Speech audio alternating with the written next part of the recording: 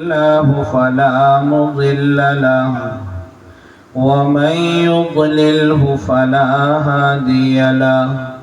ونشهد أن لا إله إلا الله وحده لا شريك له ونشهد أن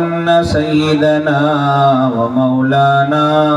محمدا عبده ورسوله صلى الله عليه وعلى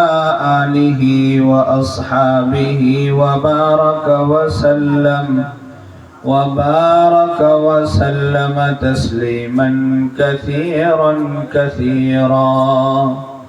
أما بعد فأعوذ بالله من الشيطان الرجيم بسم الله الرحمن الرحيم يا أيها الناس اتقوا ربكم الذي خلقكم من نفس واحدة وخلق منها زوجها وبث منهما رجالا كثيرا ونساء واتقوا الله الذي تساءلون به والأرحام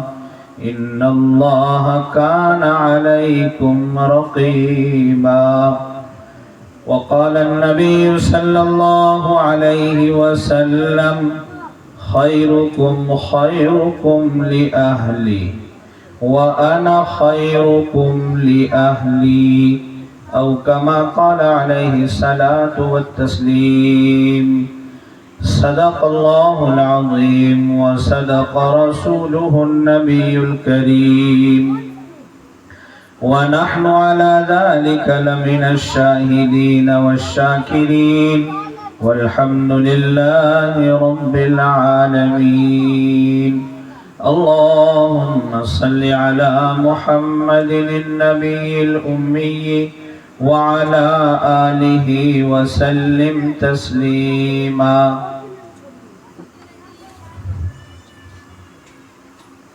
محترم بزرگوں، دوستوں اور دینی بھائیوں، وقت کافی ہو چکا ہے، رات بہت چھوٹی ہے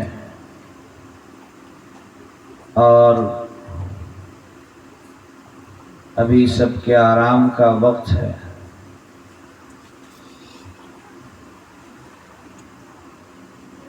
تھوڑی دیر آپ کے سامنے دین کی بات کروں گا،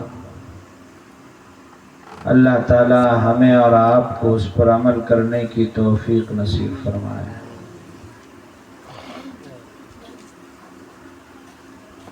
میں نے آپ کے سامنے قرآن کریم کی ایک آیت تلاوت کی ہے، آپ بارہا اس کو نکاح کے خطبے میں سنتے ہیں، اور نکاح کے خطبے میں جو تینوں آیتیں پڑھی جاتی ہیں ان تینوں میں کہیں پر بھی نکاح کے متعلق کچھ نہیں ہے، لیکن پھر بھی نبی کریم صلی اللہ علیہ وسلم نے خطبہ نکاح میں انہی آیت کو کیوں منتخب کیا؟ حضرت مولانا شفیع صاحب نور اللہ مرقدہ فرماتے ہیں کہ اگر ان آیتوں میں غور کیا جاوے اور دیکھا جاوے تو جو چیزیں بار بار نظر آئے گی وہ ہے اللہ کا تقوی، خوف خدا۔ اور یہاں جو جس رشتے میں دو اجنبی بندھ رہے ہیں جو آج سے پہلے ایک دوسرے کے لیے حرام تھے، لیکن آج صرف دو بول کی وجہ سے یہ ایک دوسرے کے لیے حلال ہو گئے ہیں، ان کا آپس میں تعلق اور ان کا آپس میں رہن سہن یہ اسی وقت درست ہو سکتا ہے جب اللہ کا خوف دل کے اندر ہوگا، جب اللہ کا ڈر دل کے اندر ہوگا تب میاں اور بیوی ایک دوسرے کے حقوق ادا کرنے والے بنیں گے۔ اگر اللہ کا خوف نہیں ہے، اللہ کا ڈر نہیں ہے، تو پھر جو حقوق بیوی کے ہیں اس کو وہ حقوق نہیں ملیں گے، اور جو شوہر کے ہیں وہ شوہر کو حقوق نہیں ملیں گے۔ اسی لیے میرے اور آپ کے آقا تاجدار مدینہ محمد عربی صلی اللہ علیہ وسلم نے خطبہ نکاح میں ان آیتوں کا انتخاب کیا۔ کیا کہا کہ اے لوگوں، ڈرو اپنے رب سے، اللہ سے، جس نے تم کو ایک جان سے یعنی حضرت آدم علیہ السلام سے پیدا کیا، وَخَلَقَ مِنْهَا زَوْجَهَا، اور انہی سے ان کی بیوی کو بھی پیدا فرمایا اللہ تبارک و تعالیٰ نے، وَبَثَّ مِنْهُمَا رِجَالًا كَثِيرًا وَنِسَاءً، اور پھر ان دونوں کے ذریعے دنیا کے اندر بہت سارے مرد اور عورتوں کو پھیلا دیا، یعنی بہت ساری اولادیں ان کی ہوئی ہیں۔ پھر آگے اور فرمایا وَاتَّقُوا اللَّهَ الَّذِي تَسَاءَلُونَ بِهِ، کہ ڈرو اس اللہ سے جس کا واسطہ دے کر تم ایک دوسرے سے اپنے حق کا مطالبہ کرتے ہو۔ یعنی اگر کسی کے اوپر کسی کا حق ہے اور سامنے والا طاقتور ہے، وہ ذرا دبنگ ہے، تو کہتا ہے اللہ کے واسطے میری جو چیز ہے، میرا جو حق ہے وہ دے دو۔ اسی کو اللہ یہاں بیان فرما رہے ہیں کہ جس اللہ کا واسطہ دے کر تم ایک دوسرے سے اپنا حق، اپنے حقوق کا مطالبہ کرتے ہو، اس اللہ سے ڈرو۔ والارحام، اور رشتہ داریوں کو ضائع کرنے سے بھی ڈرو۔ ان اللہ کان علیکم رقیبا، یقیناً اللہ تبارک و تعالیٰ تمہارے اوپر نگہبان ہے، تمہاری ہر حال کی خبر اور ہر چال اور ہر ڈھال کی اللہ کو خبر ہے۔ تو ہم جس رشتے میں ہم اور آپ بندھے ہیں، اس میں جو خوشیاں آئے گی، اس میں جو لطف آئے گا، جب تک اللہ کا خوف دل کے اندر نہیں ہوگا کہ یہ جس کی بیٹی کو ہم اپنے گھر لائے ہیں، ذرا اپنے دل پر ہاتھ رکھ کر سوچیں، جس بیٹی کو بچپن سے پالا ہے، بڑا کیا ہے، گود میں کھلایا ہے، جوانی کے دہلیز پر پہنچی ہے، اور پھر اسے یک لخت یہاں سے اپنے گھر سے جدا کر کے ایک دوسرے گھر کے حوالے کر دیتے ہیں، کتنا اس باپ پر، اس ماں پر، اس بھائی پر گزرتا ہوگا۔ جب وہ سب کچھ چھوڑ کر ہمارے گھر پر آ گئی ہے، باپ کو بھی چھوڑ دیا، ماں کو بھی چھوڑ دیا، دوسرے رشتہ داروں کو بھی چھوڑ دیا ہے، جب وہ ایک شوہر پر آ گئی ہے اور وہ اس پر جو ہے اپنا سب کچھ قربان کر کے اس کے پاس آ گئی ہے، تو اب اس کا بھی ہمیں اور آپ کو خیال رکھنا ہے، اس کے حق جو ہے اس کو دینا ہے۔ یاد رکھیے، انسان کبھی کبھی ایسا ہوتا ہے کہ ساری جگہ کا غصہ آ کر کے کہاں نکالتا ہے؟ اپنی بیوی کے۔ کمزور ہے، کرے گی کیا، ہمارے بندن میں بندھی ہے۔ لیکن یاد رکھیے، اگر ہم نے کسی پر ظلم کیا ہے، چاہے وہ ہماری بیوی ہو یا دوسرے کوئی اور لوگ ہو جس پر ہم نے ظلم کیا ہے، تو کل قیامت کے دن اس کا حساب دینا ہوگا۔ میرے اور آپ کے آقا تاجدار مدینہ محمد عربی صلی اللہ علیہ وسلم، جیسے ہم اور آپ بیٹھے، آپ صلی اللہ علیہ وسلم نے فرمایا کیا تدرون من المفلس، جانتے ہو کہ مفلس کون ہے، قلاش اور فقیر کون ہے، غریب کون ہے؟ سب نے کہا یا رسول اللہ، جس کے پاس درہم و دنانیر نہ ہو، جس کے پاس مال و دولت نہ ہو، وہ فقیر ہے، وہ غریب ہے، وہ قلاش ہے۔ میرے آقا صلی اللہ علیہ وسلم نے فرمایا نانا، غریب اور فقیر وہ شخص نہیں ہے، میری امت کا فقیر وہ شخص ہے،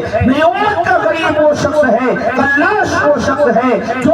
کل قیامت کے دن آئے گا، نمازوں کی ڈھیر لے کر کے آئے گا، روزوں کے ڈھیر لے کر کے آئے گا، صدقات و خیرات کے ڈھیر لے کر کے آئے گا، اور نیکیوں کے انبار لے کر آئے گا۔ اور اس حالت میں آئے گا قد شتم ھذا وضرب ھذا واکل مال ھذا، کسی کو گالی دی ہے، کسی کا مال کھایا ہے، کسی پر تھپڑ اٹھایا ہے، یہ کلاش وہاں وہ فقیر ہوگا، تمام حقوق والے جمع ہو جائیں گے۔ یا اللہ یہ وہ شخص ہے۔ یاد رکھیے ہمارے دیار میں کیا چلتا ہے، جب بھی شوہر کا انتقال ہونے لگتا ہے اور گرگرے اور جو ہے بالکل سکرات کا عالم ہوتا ہے، اور یا پھر وہ انتقال کر جاتا ہے، بیوی کو چند عورتیں پکڑ کر لاتی ہے اور کہتی ہے معاف کر دے، وہ کہتی ہے میں نے معاف کر دیا۔ جب تک دل سے معافی نہ ہو، جب تک ہم نے اس بیچاری کو اگر ستایا ہے، اگر اس نے اللہ کے لیے خوشی سے معاف کر دیا تو بہت اچھا، ورنہ اگر کسی کے کہنے پر اور جبرن معاف کیا ہے تو یہ معافی نہیں ہوگی، کسی حالت میں معافی نہیں ہوگی۔ تو آئیں گے حق والے جمع ہو جائیں گے، مجھے مارا تھا، مجھے گالی دی تھی، میرا مال کھایا تھا، وہاں پیسے ہے نہیں، وہاں روپیہ ہے نہیں، وہاں کچھ اور نہیں ہے، جہاں چرب زبانی نہیں چلے گی، وہاں جھوٹی گواہی نہیں چلے گی، یہاں دائیں بائیں کرتے جو ہے انسان نکل جاتا ہے، لیکن وہاں چلنے والا نہیں ہے، وہاں تو صرف اور صرف اللہ کی عدالت ہے۔ وما ربک بظلام للعبید، آپ کا رب رب کی برابر کسی پر ظلم کرنے والا نہیں ہے۔ پھر کیا ہوگا، حق والے کو حق دیتے جائیں گے، اس کی نماز لے جاؤ، روزے لے جاؤ، صدقات لے جاؤ، خیرات لے جاؤ، سب لے جاؤ، پھر بھی باقی رہیں گے۔ پھر کیا ہوگا، جس کے حق باقی ہے اس کا گناہ لے کر اس پر ڈال دیا جائے گا۔ آقا صلی اللہ علیہ وسلم فرماتے ہیں فَطُرِحَ فِي النَّارِ، پھر اسے جہنم میں پھینک دیا جائے گا۔ فرمایا فقیر یہ ہے، غریب یہ ہے، قلاش یہ ہے، بہت ساری نیکیاں لے کر کے آیا تھا لیکن دنیا کے اندر نیکی بچایا نہیں۔ تو اپنی بیویوں کے ساتھ اچھا سلوک کرے، حسن سلوک سے پھر قرآن کریم کے میں اللہ فرماتے ہیں وَعَاشِرُوهُنَّ بِالْمَعْرُوفِ، ان کے ساتھ اچھا سلوک کریں، احسان کا معاملہ کریں۔ حضرت حکیم اختر صاحب نور اللہ مرقدہ کی بات کو حضرت مفتی احمد صاحب خانپوری حفظہ اللہ نے اپنی کتاب میں نقل کیا ہے کہ ذرا اس آیت پر غور کریں کہ سفارش کرنے والا کون ہے، کون کہہ رہا ہے کہ اس بندی، میری اس بندی کے ساتھ جو تیرے نکاح میں آ گئی ہے، ایک ایجاب و قبول سے تیرے لیے حلال ہو گئی ہے، اس کے ساتھ اچھا سلوک کرنا۔ فَإِن كَرِهْتُمُوهُ شَيْئًا، اگر تم اس کی کوئی چیز کو ناپسند کرو گے، ہو سکتا ہے جس چیز کو تم ناپسند کر رہے ہو تمہارے لیے بہتر ہو، خیر ہو۔ پھر حکیم اختر صاحب نور اللہ مرقدہ مثال دے کر بیان فرماتے ہیں کہ اگر کسی لڑکی کو رخصتی کر کے اپنے گھر لائیں اور رخصتی کے بعد کوئی ایک انسان آوے اور کہے کہ جس لڑکی کو آپ نکاح کر کے اپنے گھر میں لائے معلوم ہے وہ کون ہے، وہ فلاں پولیس والے بیٹی کی سہیلی ہے، یا فلاں ایم پی کے بیٹی کی سہیلی ہے، یا فلاں ایم پی اور ایم ایل اے کی جو ہے رشتہ دار ہے۔ یاد رکھیے اس کو ستانے وقت میں روح کانپ جا رہی ہے آپ کی کہ کہیں ایسا نہ ہو کہ جیل کی کوٹری میں سڑنا پڑے، لیکن مالک الملک کہہ رہا ہے، خالق کائنات کہہ رہے ہیں، جس نے ہمیں پیدا کیا، آپ کو پیدا کیا، سارے جہان کو جس نے بنایا، ذرے ذرے پر جس کی قدرت ہے، وہ کہہ رہا ہے وَعَاشِرُوهُنَّ بِالْمَعْرُوفِ، ان کے ساتھ معروف کے ساتھ احسان کا معاملہ کرنا۔ لیکن اے انسان، پھر بھی ہم اس کے ساتھ اگر احسان کا معاملہ نہ کریں تو ہم سے بڑا جو ہے محروم کون شخص ہوگا۔ ہم نے نبی اکرم صلی اللہ علیہ وسلم کے حالات کو پڑھیں۔ آپ صلی اللہ علیہ وسلم کی جو میں نے حدیث پڑھی ہے اس میں آقا صلی اللہ علیہ وسلم کیا کہہ رہے ہیں، بڑا حاجی نمازی بنتا پھرے، لوگ ولی کہیں، لوگ کتب کہیں، ابدال کہیں، لیکن آقا صلی اللہ علیہ وسلم فرماتے ہیں خیرکم خیرکم لأہلی، کہ تم میں کا سب سے بہتر اور سب سے اچھا انسان وہ ہے جو اپنے گھر والوں کے لیے اچھا ہو، جس کے اخلاق اس کے گھر والوں کے ساتھ اچھے ہو، جس کے اخلاق اس کے بیوی کے ساتھ اچھے ہو، اس کے ماں کے ساتھ اچھے ہو، اس کے بھائی کے ساتھ اچھے ہو، یہ انسان سب سے اچھا ہے۔ دنیا میں دوسروں کے ساتھ لاکھ جو ہے اخلاق مندی سے پیش آتا رہے، لیکن اگر گھر والوں کے ساتھ اخلاق اچھے نہیں ہے وہ اچھا انسان نہیں ہے۔ پھر آقا صلی اللہ علیہ وسلم نے خود بیان فرمایا وَأَنَا خَيْرُكُمْ لِأَهْلِي، اور میں سب سے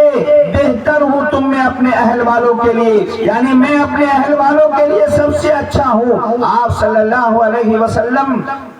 کہ اخلاق کو پڑھیں، آپ صلی اللہ علیہ وسلم کی سیرت کو پڑھیں کہ آپ صلی اللہ علیہ وسلم کا اپنی ازواج کے ساتھ کیسا تعلق تھا، کیسی محبت تھی، کیسا پیار تھا آپ صلی اللہ علیہ وسلم۔ حضرت عائشہ رضی اللہ تعالی عنہا جس پیالے میں پانی پیتی، آپ صلی اللہ علیہ وسلم کہتے تھوڑا بچا دینا، اور بتاتے عائشہ کہاں پر منہ لگا کر پی ہے، اسی کنارے پر پھر اس منہ لگا کر پیتے۔ اگر آج کا نوجوان ایسا کرنے لگے، برا نہ ماننا، جو ماں باپ بنے ہوئے ہیں برا نہ ماننا، وہ کہیں گے دیکھو جورو کا غلام بن چکا ہے۔ افسوس صد افسوس، ذرا سوچیں کہ ہم کیا، ہاں ہم اس وقت اسے پکڑ سکتے ہیں کہ تم ماں باپ کے حق کو ادا نہیں کر رہے ہو، باپ کے ماں کے حقوق ادا نہیں کر رہے ہو، تمہیں حق ادا، لیکن وہ ہمارے حقوق کو ادا کرتا ہے، ہماری خدمت کرتا ہے، ہماری خدمت بجا لاتا ہے، ہماری ضروریات کو پورا کرتا ہے۔ پھر اپنی بیوی کے ساتھ اگر اچھا سلوک کرے، وہ اپنی بیوی کے ساتھ کھانا بیٹھ کر کھاوے، کیوں نہیں ہم کرنے دیتے؟ ہم کیوں نہیں کہتے ہیں کہ اچھا سنو، بہت اچھا ہے، بہت اچھا کام کر رہے ہو؟ بس ایک ہی زبان پر ہماری ماں اور بہنوں کے جو ساس ہے اس کی زبان پر یہ آتا ہے، دیکھو یہ کیا کر رہا، جو کہتی ہے بیوی وہی مانتا ہے۔ نہیں، یہ محبت ہے، یہ احسان ہے، یہ تعلق ہے۔ نبی اکرم صلی اللہ علیہ وسلم سے حضرت عائشہ رضی اللہ تعالی عنہ نے ایک مرتبہ درخواست کی، حبشی لوگ جو ہے برچے کا کھیل دکھا رہے تھے تو کہا مجھے دیکھنا ہے۔ کون ہے؟ دو جہاں کے سردار ہیں، آقا نامدار صلی اللہ علیہ وسلم، جس کے صدقے میں یہ دنیا بنائی گئی ہے، ان سے درخواست ہو رہی ہے مجھے کھیل دیکھنا ہے، تماشا دیکھنا ہے، مجھے دیکھنے جانا ہے۔ نبی اکرم صلی اللہ علیہ وسلم لے کر آئے ہیں، لکھا ہے واقعہ، آپ صلی اللہ علیہ وسلم کے اس کندھے پر حضرت عائشہ نے جو اپنا جو ہے اپنی تھوڑی اپنی داڑھی رکھ کر پر کرتب اور اس کھیل کو دیکھا ہے، اور جب تک حضرت عائشہ رضی اللہ تعالی عنہ نے نہیں کہا کہ چلیے گھر، اس وقت تک نبی اکرم صلی اللہ علیہ وسلم گھر نہیں گئے۔ دکھایا ہے کہ آج اگر ہمارا بیٹا، ہمارا نوجوان اگر اپنی بیوی کے ساتھ کچھ احسان اور کچھ کرنے لگے، ہماری نگاہیں، ہم کیوں نہیں سوچتے کہ وہ بیچاری کہاں سے آئی ہے، کس جگہ سے آئی ہے، سب کو چھوڑ کر آئی ہے، اس کا خیال کون رکھے گا؟ آج کی ماں اگر اپنی بہو کو بیٹی مان لے تو بہو بھی اپنی جو ہے ساس کو ماں مان لے گی اور جھگڑا ہی ختم۔ لیکن ہم چاہتے ہیں ذرا دل پر ہاتھ رکھ کر بیٹھیں کہ جو ماں اس اپنی بہو کے آنے سے پہلے کھانا بھی پکاتی تھی، کپڑا بھی دھوتی تھی، سارا کام کرتی تھی، اب بہو کے آنے کے بعد